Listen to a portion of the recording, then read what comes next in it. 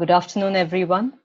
Patients Engage is an online platform that focuses on health and quality of life of persons living with chronic conditions and their family caregivers.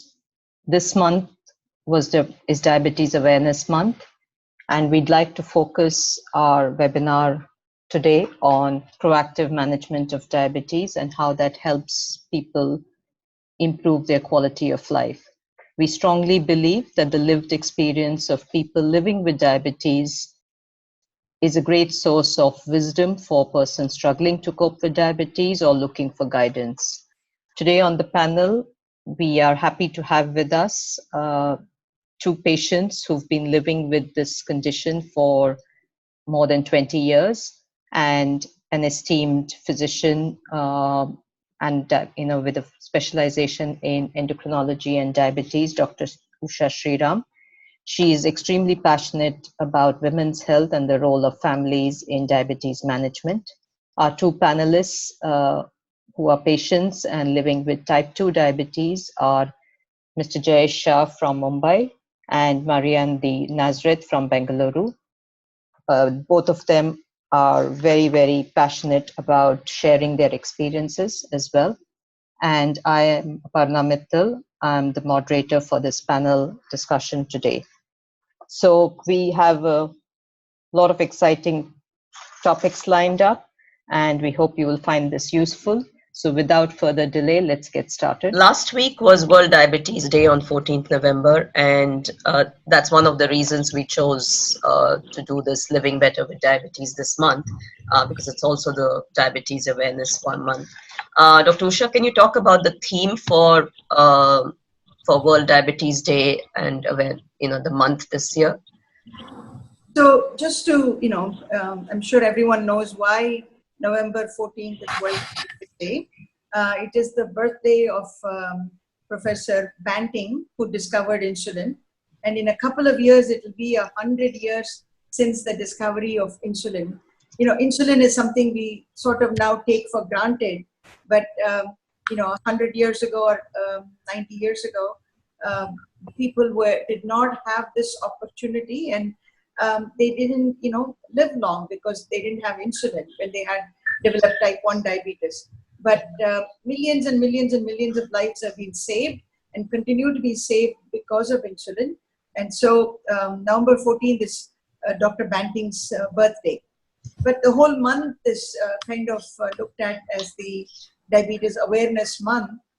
The International Diabetes Federation for the past several years has been picking a theme every year.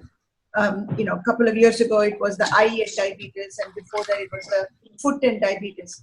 But last year, in 2017, they chose women and diabetes. It was a landmark moment because suddenly the importance of diabetes in women was validated, and everyone started looking into it and talking about it. But even more important this year and the next year, they've chosen the theme for the next 2 years as family and diabetes, because what we as physicians do for patients is actually only a small part of the overall care. It takes a village actually to help someone with diabetes, and the family plays a very critical role in motivation, in helping, in helping with coping, in helping with managing. So I think this is a fantastic theme that the IDF has chosen for the next 2 years. So that's where we are. In the Indian context, Dr. Usha, are you seeing any specific trends related to diabetes, and especially as you talk about women as well? So India is number 2 in the world in terms of number of people with diabetes. China is number 1, and India has about 70 million people with diabetes. And there are a few things. One is about half the people with diabetes in India don't know about it. So half are undiagnosed. The second thing is the problem is happening at a younger and younger age. What used to be a problem of 70s and 80s became 50s and 60s, then it became 30s and 40s. Slowly, those things have become as accepted that no one bats an eyelid if a 35-year-old or a 40-year-old has diabetes, because now we are seeing 20s and teens developing type 2 diabetes. We're not talking type 1, but the older age diabetes is happening at a younger and younger and younger age group. So that is something we are seeing in India. Right. But one that is most disturbing, Aparna, is that it is happening in the urban poor and in the rural poor in a big way. So much so that in India now, in 8 metros, the poor have more diabetes than the rich. Okay. All right. So that's definitely extremely worrying and concerning. From being a rich person's disease, it's clearly, like a lot of the other countries, it's becoming much more a poor person's disease. Um, Diabetes obviously has always been referred to as a lifestyle disease. And I think just for all the attendees there, I'd like to let people know that Dr. Usha is having trouble with her video, because we've got a couple of comments. So while we can hear her clearly, her camera doesn't seem to be working. Yeah, Um, unfortunately. yeah. So coming to you, Jayesh and Marianne, I think a lot of energy goes into managing diet and nutrition as part of diabetes management. Jayesh, what dietary and nutrition changes did you need to make once you were diagnosed with diabetes? Yeah, so first and foremost, obviously, the immediate thing we did was cutting down on carbs and fats. Okay, sorry, Dr. Usha, yes, we can see you now. Yeah, I just went around pressing buttons. Okay, good. Sorry. Okay, continue, Jayesh. Sorry. Yeah, so cut down on carbs and fats as an immediate measure. Right. So obviously, one cannot live without it, so it is not gone to zero, but we have tried to reduce usage of oil, for example, in our cooking to tending to zero, if I were to use that term.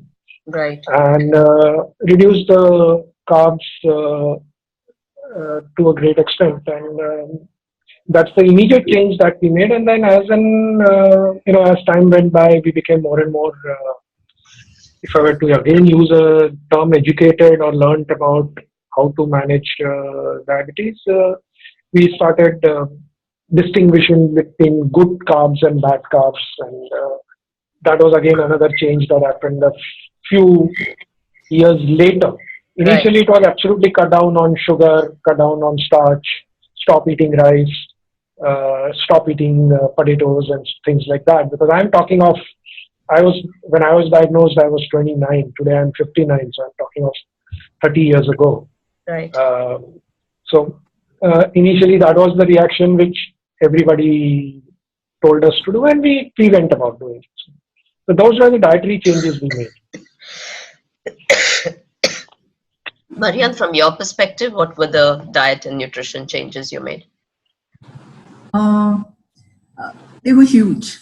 Let's face it, I was I was terribly addicted to chocolates and sweets and food. So that had to go. It was hard. It took a long time to cut back on. It was very easy to stop sugar in my tea and coffee, which is something that a journalist always enjoys. As I'm writing or as I'm working, there's always tea and coffee. So that's the problem which I had to cut back on, the quantities. Right. No rice, especially in the south, a lot of rice is eaten. So that had to stop, as far as I was concerned, not for the rest of the family. And then, of course, we shifted to white meats, not for any reason. It was more my son, who's a doctor, and I said he kind of long distance checks on what we eat and how we manage our lives. Right. So he said, no red meats in the house anymore. Y'all can have whatever white meats, it's fine. So that was definite cutback on our lifestyle. Luckily for me, there's no question about liquor or wines, or even though we are Goans, our background is from Goa, but we didn't have to worry about that too much. But my biggest, hugest downfall is fruit. Right. I love fruit, and if now is season for oranges, all the santras coming from Nagpur, and for me to have to not eat more than one, I eat one. Not to avoid that kitchen and not go to try and eat any during the mango season, during the chicken season. That is my greatest downfall. But otherwise, on the whole, I've been able to control my diet, especially the carbs. That's what Andrew said. Carbs. Cut back on your carbs. Right. And Andrew's your son. Yes, Andrew's my son, who is a cardiologist in the US. Right. Yeah. So number one change was diet and nutrition. What other lifestyle changes did you need to bring in? Well, I never really bothered to exercise. So exercise became a huge part of my day. And I first started with swimming because that was what I enjoyed. And, I went along with the boys. They were both triathletes. So I was used to a swimming pool and I thought, okay. But then I was losing a lot of hair and I didn't like the smell of the chlorine and stuff like that. Though, of course, today it's quite different. I tried all sorts of exercises and, an exercise regimen every day. And finally, I've come down to doing a jog every alternate day. I do 2 to 3 kilometers. Right. Fine with that. Very early in the morning before the polluting vehicles come out. Right. We've got some really beautiful pavements in Bangalore now. So there's hardly any traffic at that hour, 6 o'clock, 6:30. Right. And in terms of you, Jayesh, your exercise regimens evolved over time, right? So can you just talk a little bit about that? Yeah, so from a lifestyle change perspective, initially, frankly, other than starting to eat healthier, I didn't do much. Right. Because my diabetes sugar levels were also not that drastic. They probably increased over time. So the initial lifestyle change was only about eating much better and obviously oral medication. But then, of course, over a period of time, the exercise regimen came in, and that has really helped to a very great extent. And that exercise basically is more of weights, because typically, in my case, I'm not obese. In fact, I'm not even, I'm underweight, in fact. Right. So cardio was not helping. In fact, cardio was making me lose too much of weight and muscle mass. So my exercise regime is more of weight training, a little bit of cardio as a warm up, warm down, but yeah, heavy weight training. So at this late age, I've started building muscles. Right. Never too late to build muscle. Right. So Dr. Usha, what is the most common mistake people make in terms of trying to address the lifestyle changes based on your experience? So, I'll come to diet, which is a huge, the biggest thing that concerns people or bothers people when we give them the diagnosis of diabetes. But also the word exercise kind of feels that they have to do something regimented and something that is not fun. Right. Going to a gym or even that perfunctory walk is something that people don't like. Many people don't like. So we are now not using the word exercise at all and just saying physical activity. And when we say physical activity, it actually, now there's more and more science that is telling us that if somebody did a walk for half an hour, let's say, and then just sat down for 2 or 3 hours, that sitting negates the good effects of the exercise they did earlier. So the Right. best thing is to, do the walking, but also keep moving all day long. So the key is to keep moving. Right. Right. And even if you have to sit because it's your job, every half hour or so or an hour, get up and take a 5 or 10 minute little chakkar around the office or up and down at Right. home. And that increases your metabolic rate and actually helps people a lot. Mm. This food thing is a major thing. As Marianne had said, that we also try to find out from people what is their typical day like, because there is no real one size fits all. We want to find out what is a person's day like, their likes and dislikes, what does their family eat, and what can they afford, all of that into account before actually prescribing a good regimen for them. In general, principles would be to avoid simple sugars like sweets and soft drinks and fruit juices. People make the mistake thinking if they don't add sugar to the fruit juice, it's good. Fruit juice has no fiber and it has a lot of calories, so no fruit juice also. But eat the fruit. Right. And mango is actually a big no-no. Mango, chiku, sitafal, things like grapes. But how you can overcome that is have a fruit salad, like a mixture, and put one or two of these so that you don't feel deprived without it. At the same time, you're not eating that in bulk.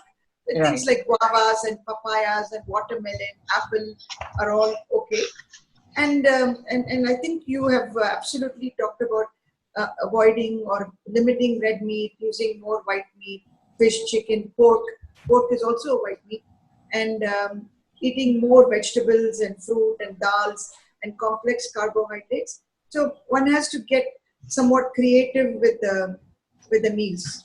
And we can talk about it later when we have time. Yeah. So coming back to how diabetes affected your work life, I think that's an important element for people because diabetes requires so much management. So Jayesh, do you want to talk about, as a IT professional with all its stresses and I think international travel and so on. So, do you want to talk a little bit about it? Yeah, sure. Straight answer to your question is it didn't affect my work life at all. Right. Yeah, I had to take certain precautions during especially overseas travel, which was very, very frequent in the kind of work I used to do and still continue to do. Uh, Especially taking care of meals, uh, ensuring that I don't give too large a gap between two meals. Also, the fact that there was no home cooked food around, so check out what can be eaten, what cannot be eaten. Like doctor said, when you travel abroad, you typically quickly gulp juices to take care of because you are running around so much. I have Right. to stop doing that. Right. But I have taken insulin on a flight. I have Right. taken an insulin shot on flight. So in that sense, it didn't really affect my work at all. And stress is something in technology delivery you live with. Right. So after some time, it becomes part of your life. Okay. Marianne, do you want to talk about how you balanced, because you have 3 kids and you were balancing not just your work, but also, and I think you had an advertising job as well. So you were balancing family responsibilities as well as your work. How did you kind of, find the time, so to speak, to manage your diabetes? To be really honest, I didn't really bother that much in the beginning because I think I was, as a mother, we tend to focus our lives around the kids and the boys were into sports, so rushing around with them and seeing that they were there at the pool or practicing for their triathlons. uh, I didn't really pay too much of attention in the beginning.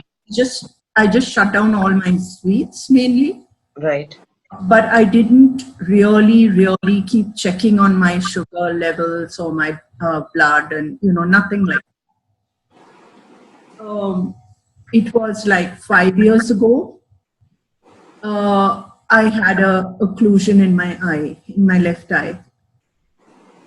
That really pulled me up by the short hairs, because that really made me realize that you've just got to take your life in your hands. You can't just carry on like this. What would I do without my eyes? Mm. That's when I've had 6 injections in my left eye. I went to Narayana Netralaya, and the doctor said it's very simple. You've got to have all your sugars down at a level where they're not going to affect your eyes at all. Believe you me, that has been something that really slammed into me and has taught me that if you want to have something and you don't realize it, and you don't realize how bad diabetes could be till it really happens to you. Right. Right. I mean, I even saw my dad lose his toes, but I have seen friends lose their legs, but never ever really let it, get into my system till it happened to me. That's what I say. That's really sad. Why should have that happen? Right. Now, of course, my life is different. Now, of course, thing is I'm careful with what I do with everything, and my whole life revolves around medication and checking on my levels. So that brings us to our next question. What does your daily regimen look like in terms of, your medication, your frequency of monitoring? My doctor has put me onto 3 different timings. So first thing in the morning, I take the Lantus. I take 10 units, a shot. And after which, it's in the afternoon where I take the mix of other tablets which I have. She has moved me onto this tablet called Janumet, and also a Blizzard M. Then it's only night, because I eat my dinner only, I eat by about 7:30. So then I take my last tablet around that time. Right. So far that's been working quite well for me as far as my medication is concerned. Like Jayesh says, and if you travel, which I do quite frequently, you've got to be cautious taking your medication. That's the first thing you pack when you go. Right. Jayesh, you want to talk about your daily regimen? Yeah, sure. Typically, the day begins with breakfast at around 7:38, and there is lunch at work again around 1ish. Dinner at 8:30. In between, what I try to do is just to ensure that there are no sugar spikes or drops. I have either a couple of pieces of fruit, whichever fruit is allowed, or some nuts, and maybe a small snack at around 5 or 5:30, if time permits, or if I'm not on the road. So that's what it is. And as far as medication is concerned, there is a medicine post breakfast. There is something I have pre lunch, and an insulin shot pre dinner whenever I have dinner. So that's typically the day. The idea being to eat in small portions, but eat regularly so that there are no sugar spikes. At the same time, you don't run the risk of getting hypo. Right. Right. So I think we have. I'm just checking. Yeah, I'm sorry. Forgot to mention, Aparna, that there is workouts in the evening. Right. Right. So I think we have one question before we move on to the next topic. What lifestyle keeps diabetes at bay? I guess this is for you, Dr. Usha. What lifestyle means, I'm not sure if they're referring to what kind of physical activity. I But guess think you mean both, right? So all of it. what is, yeah, how do you prevent diabetes, I guess? So how do you prevent diabetes? 4 things: healthy eating, being physically active, uh, cutting down stress, also going for checkups, because right now, till I guess Google or someone, Apple or someone finds a way of some glasses, and I can tell my patient, you have diabetes, you don't have it, they have to go for a checkup. Right. So screening yourself, eating healthy, being active, and the stress reduction is an umbrella term for sleeping well, mindfulness, spending time with family, eating together, eating at home.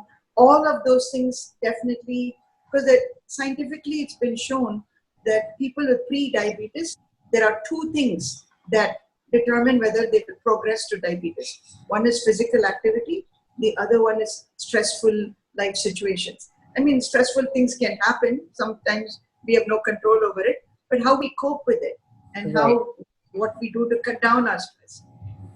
Right. Okay.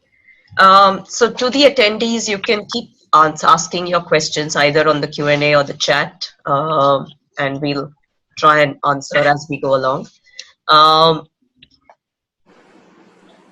I think both of you mentioned that you're both on insulin. So do you want to talk, because that's a big issue for a lot of patients, the point at which they need to switch to insulin. So Jayesh, do you want to talk about, when you needed to switch and how that transition was? Yeah, sure.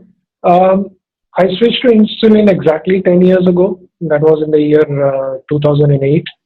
And that happened when, at a point I realized that the doctor kept on adding oral medication after every checkup, depending on, what my sugar levels were.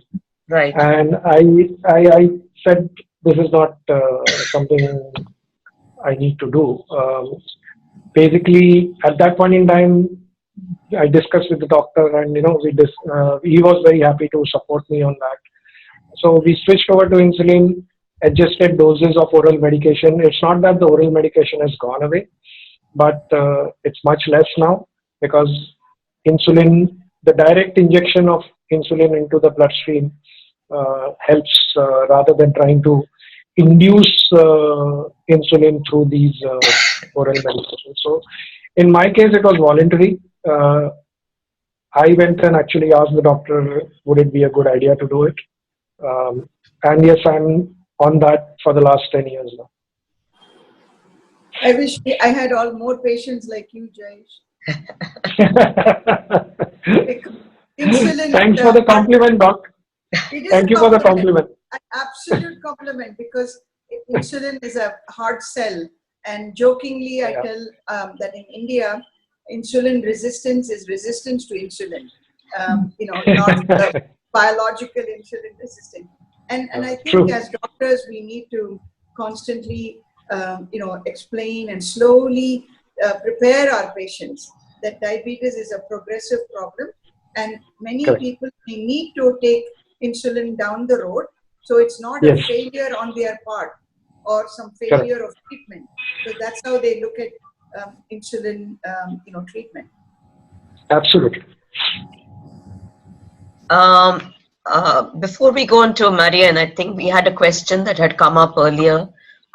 Pros and cons of insulin compared to some of the more recent drugs like DPP-4 inhibitors for someone with long-standing but under-controlled diabetes. So 19 years of diabetes, HbA1c approximately 7, using metformin, glimepiride, and sitagliptin. So, it's kind of apples and oranges, because we need to start insulin when the oral therapies have either, they are not working as well as they should anymore, or it's not enough. Right. So, like I said in my earlier, conversation, there's a gradual decline in beta cells as the number of years of diabetes is, a person has diabetes. usually when 50% of the beta cells that make insulin are gone is when diabetes is diagnosed. And Right. after that, there is a steady decline. And so initially 1 pill may be enough, then 2 pills may be enough, then there may be 3 pills. And then there comes a time when some basal insulin like Lantus or some glargine, same family, may be needed. And then we may need to add short-acting insulins or a pre-mix of insulin. So we need to go gradually there. So if they have come to that point in their care, spectrum, where now they only adding insulin is going to get them into target and the goal range where we want them to. So they'll have to, go on insulin at that point. So it's not a question of, can I add one more tablet? Because Right. only if there is insulin, medications can push them out. Right.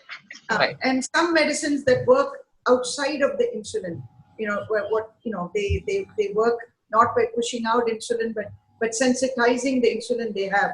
But even for that, you need a critical amount of insulin that's in your blood. So the pills may not be enough at one point, at which time we have to add basal insulin.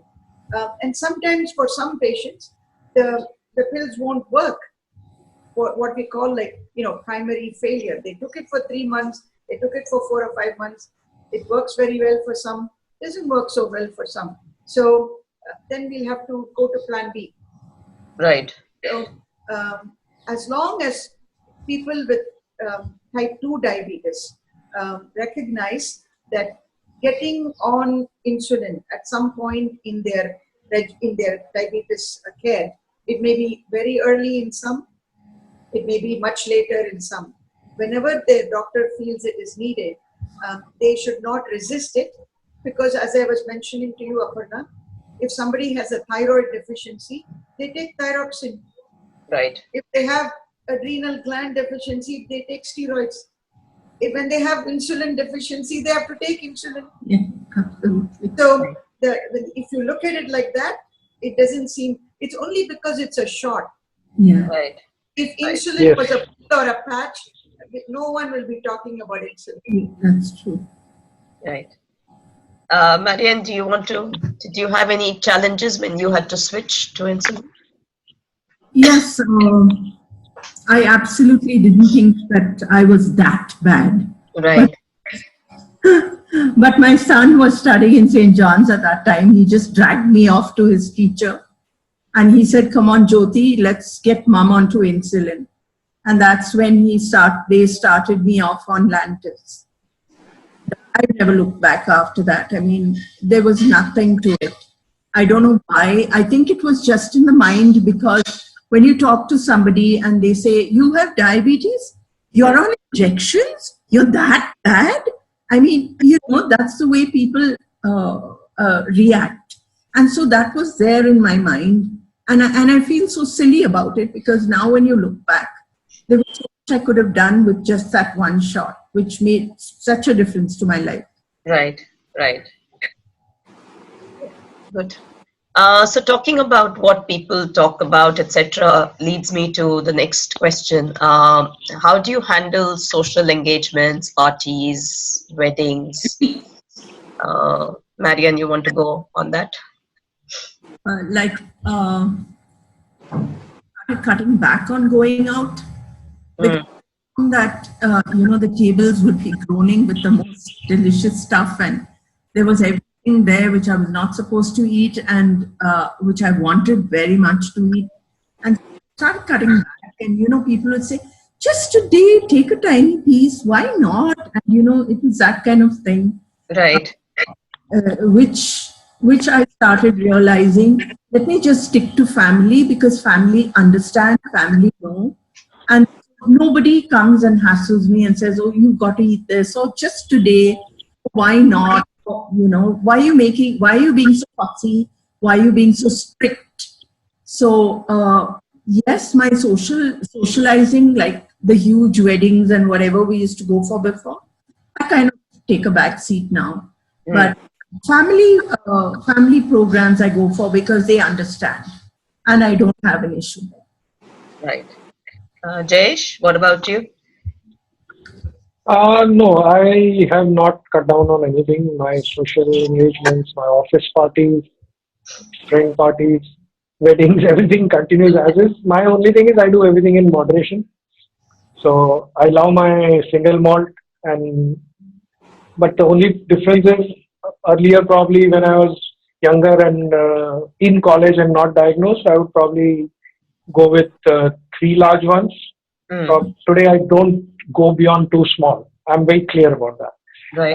Also, what I eat, again the same thing. Absolutely no desserts. Um, Look at a few starters. Go with salads. I love salads. So I mean, salads is what I eat in these parties, and maybe a small scoop of ice cream or a chocolate or any Indian sweet. But yeah, like I said, diabetes has changed things only in the way that I do things in moderation, and I'm very conscious of the fact that I can't have large portions of anything for that matter. That's about it. But otherwise, I have not cut down on any of my engagements. So would you rather give up on, or have you rather given up on sweets completely, or get these sweets made with sweeteners? No, so I don't like the aftertaste of the sweetness.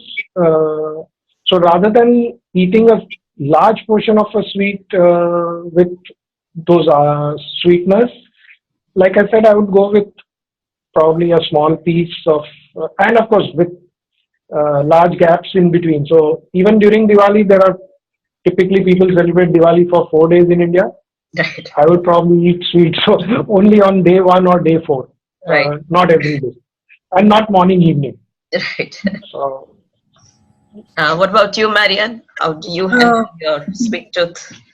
I've been very lucky in the sense that we found stevia, which is a sweet. It's a natural sweetener. So I bring bags of it. My son sends bags, or when I go, I carry back bags of stevia, which is it's natural. So it's a sweet I can't do without a teaspoon of it in my tea. But sweets and stuff, I am completely off. It's only when I travel, then they bring me chocolates and stuff, which are sugar free. But like my son says, I mean, just because it says it's sugar free doesn't mean to say it's good for you. It's got lots of other stuff in it. Right. Don't binge on it. You can have maybe one piece, but stay away on the whole from eating all those ice creams and stuff which are made with sugar free. Right. Right. Um, okay. And there's one question that's come in from the audience, Dr. Usha. Do women with diabetes have higher risk of cancer? Is there any such? Yeah, just, I mean, we've always kind of known that, but very recently, a big, huge study that was published, and the CDC came out and said that women with diabetes have 27% more cancer than women without. And men with diabetes have about, I think, 16 or 17% more. So there is a slightly higher risk in men and women, but in women, much more, 27%. Right. Right. Okay. I mean, that's just been added to many other things that women are at greater risk for, like heart disease and stroke and depression and fractures and, all of that when they have diabetes. So much Right. more. Right. And that this new one has been added on. And just 2 weeks ago, they've said that alcohol-related problems are more in women with diabetes. So I guess alcohol is not good for women with diabetes, even in small portions. Okay. So do you want to elaborate a little when you say alcohol-related problems? What do you mean by that? Liver diseases and Okay. complications related to that. Right. Okay. Okay. So one of the issues that comes up periodically, I think, and that's a fear for a lot of people, is hypo events, right? So why is preventing hypo so critical, and what do people need to do about it? That's for you.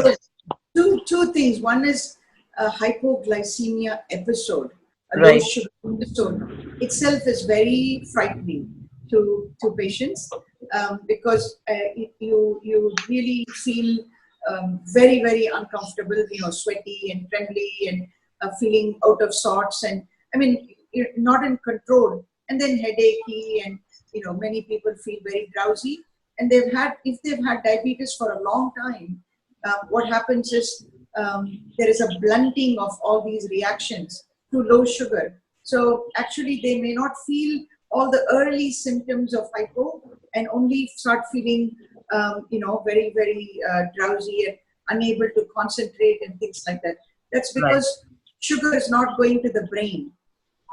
Okay. So if that condition, if that situation lasts a long time, if it's not quickly corrected, then unfortunately there could be potentially, irreversible damage to the brain. So, which is why we want people to be extra careful about not getting into, hypoglycemia, and if they do, also to quickly recognize it and correct it. Right. Okay. Jayesh and Marianne, do you have tips for people on how to prevent or how to manage it? Sorry, Marianne, go ahead. Yeah. Okay. As far as I'm concerned, I think people have to be aware that this is not something you can play around with. You've got to be cautious. You've got to think. You've got to have your regular checkups. And especially us women need to understand that.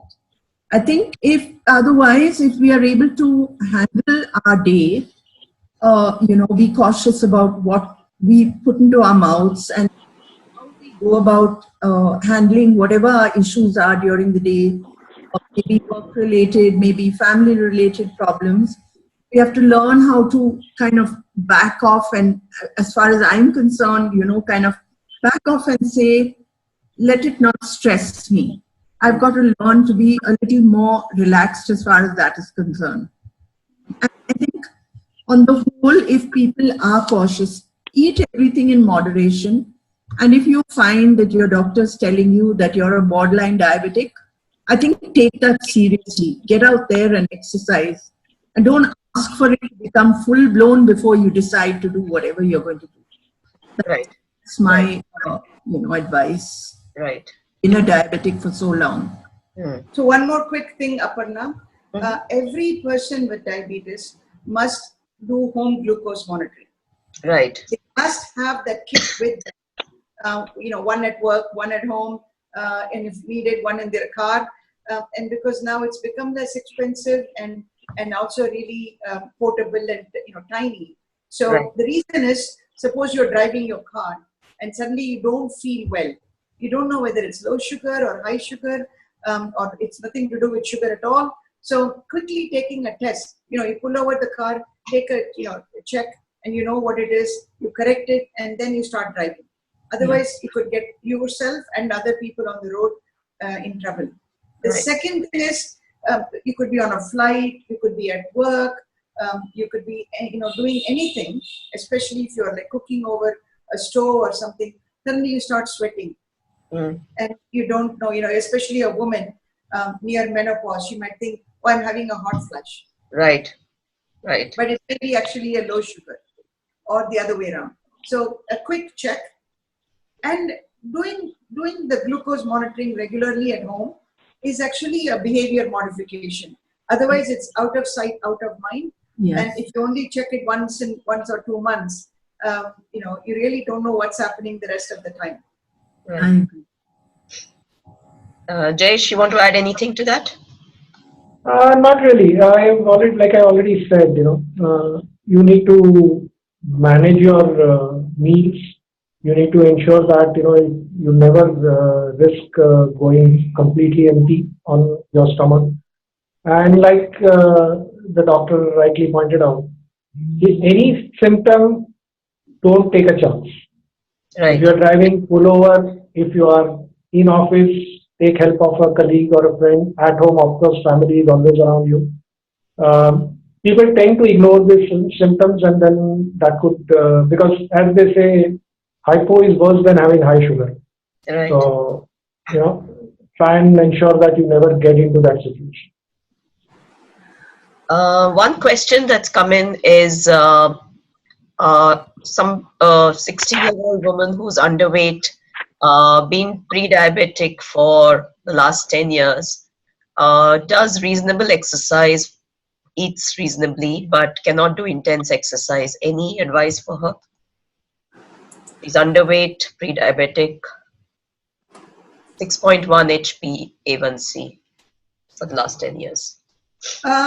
Just keep, as much physical activity. Like I said, no need to do that kind of an exercise, but be an active person. And I tell all my people with pre-diabetes, and we now tell people not to use words like borderline or a mild or touch of diabetes, because there isn't anything like that. It's normal pre-diabetes or diabetes. Right. So if you have pre-diabetes, think of yourself as diabetes. Yeah. Eat healthy, be active, and check yourself periodically. Then you can go to normal. Right. Right. But you have become diabetes, even though they are now talking about reversal of diabetes and all that, you really always have diabetes, but in excellent control. Right. You take your eye off the ball, it will come back. Okay. I think we're pretty much running out of time. Couple of last questions as we wind up. I think because of the theme, let's talk about the role of the family, both in terms of how you got family support in terms of managing your own diabetes and how you've supported other family members. Jayesh? As I mentioned, I was diagnosed at the age of 29. This was even before I got married. Right. So my parents were diabetic. My grandfather from both sides of the family was a diabetic. So my family really didn't take it as it was a given, because while I'm not, if you see, I'm not a typical specimen of a diabetic guy. It was genetic in our family. So we knew at some point in time it may happen. Not that it was 100% guaranteed, but it may happen. So we used to keep testing regularly. And when I was diagnosed, I think it was like, okay, part of life, family was around. My would-be wife, who I knew at that point in time, never reacted. Right. And life goes on. So I think but family support is necessary, because cooking changes had to be made, including my mother at that point in time. The maids who she taught how to cook almost without oil. Right. The reduction of rice in the family meals. I think without family support, it wouldn't have worked so easily for me. Right. Okay. Marianne? It's the same thing for me. It's I've had a very supportive family. In fact, they are the ones who, come on, you got to get out and exercise today, because sometimes I'll say, I'll go tomorrow.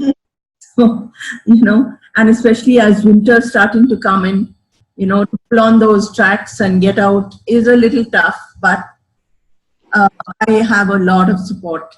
And when we do have a run once in a while, when the club organizes a run once a month, my husband comes along, my son comes along. Right. Solid support with that kind of thing. So there has been a lot of support. Of course, the son, who's a doctor, is kind of like giving up on me. Stop it, Ma. You can't eat that. You can't eat this. You have to. And like I don't know if I mentioned earlier, but I thought if I choose a vegetarian diet, it would make a difference. But when I went to spend time with him, with my son, when their baby was born, he explained to me that what I was doing was wrong. He said, if you got back to your meats and you got back to that and cut back on all your carbs, your chapatis and your oats and whatever, you would have a much better reading. And a difference to my life. It has. It was very hard in the beginning to get back from being totally vegetarian to eating meat again, but it has helped me a lot, and a lot of and family is a huge support. Right, right. Dr. Usha, what's your view? Both, I mean, I guess they've talked of the role of the family, but do you see a role that people with diabetes can play for their family as well? Oh, I think huge role, because as both of them have said, the rest of the family, if they look at it very positively, there are a lot of positive reinforcement and encouragement if it comes from the family, like you can do this, that kind of a motivating message from the family. The family also needs to learn everything about diabetes, do's and don'ts, how to troubleshoot, what to do in emergencies, what to do for a sick day, what to do in time suddenly, and so if they learn all of that, they're very clued in about what's going on with the family member, and they can be supportive and helpful, and also as has been said, if there will not be a situation where mama, eat just one laddu today, or what's going to happen, take a little extra medicine. They won't say those things because they know everything about diabetes and what it can do. And because your son is you said cardiologist, right? Yes. So diabetes is not just about blood sugar. Actually, it affects blood vessels and the heart. Yes. That's the real issue with diabetes. What happened to you with the block in the eye? So when people say I'm eating, not eating, sugar or things made with sugar, but if it's made with ghee and koya and cream and other things, it's even worse. Yes. Because you probably will get complacent and eat more. Yes. So the best way to avoid temptation is to not to have that temptation. And I think your idea of not going to parties and unless you have tremendous will like Jayesh, it's difficult. Very. Right. And I guess I think one more thing, if you can highlight, Dr. Usha, as to why, and you've kind of talked about it, but why is diabetes control critical? Because often people delay the management of diabetes because there are no significant symptoms, so it doesn't affect lifestyle and so on. But there are obviously longer term consequences. So do you want to just quickly give a quick snapshot of? Yeah, I mean, diabetes has effect on the eye, one of the leading causes of blindness, risk of heart disease, probably number one cause of heart disease, heart attack and heart failure, and then stroke, which is big blood vessel to the brain, and then blood vessel to the feet, foot ulcers, amputations, leading cause of that. But what we don't look at is what it actually does to people's quality of life. If you take people who are running around with high blood sugars, they will not be as energetic. They'll feel sleepy and tired. They have less motivation, or they'll be achy everywhere or burning feet. So many things that they, over a period of time, come to just learn to live with it. And then this is one of the ways I pardon the word, sell insulin to my patients. I just say, try it for 1 month. Give me 1 month. Tell me at the end of 1 month how you feel. So they'll come back and tell me, I'm sleeping better. I feel fresher. I'm, not sleepy during the day. I'm more energetic. I'm less cranky. And my feet don't burn. My body doesn't ache. So this is a miracle drug. Let me stay on it. Right. Good. And I think a final question to both Jayesh and Marianne. As you reflect back on your journey, what was the point where you started feeling empowered in your diabetes management journey? Jayesh? Okay, I go first. Uh, for me, the more I read about it, the more I understood how to manage it.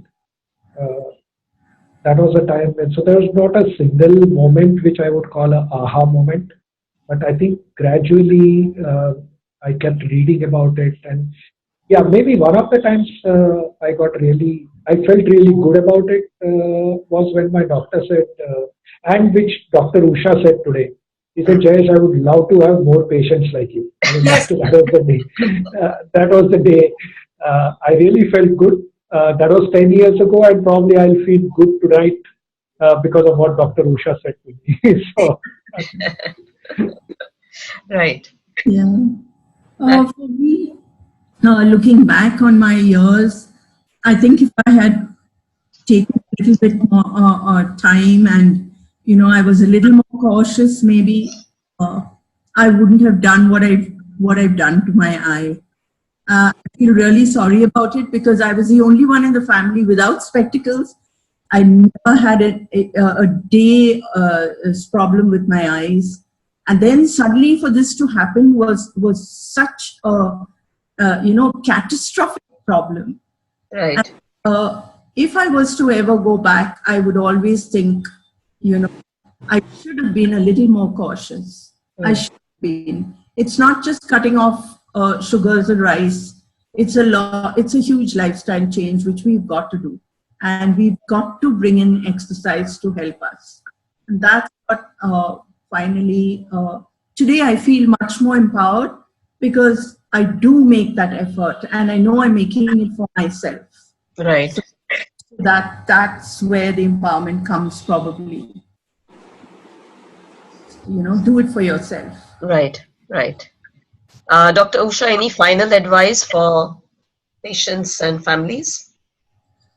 See, diabetes, fortunately, I think these are incredibly better times if one has already developed diabetes because we have the knowledge and the tools to get it into very good control.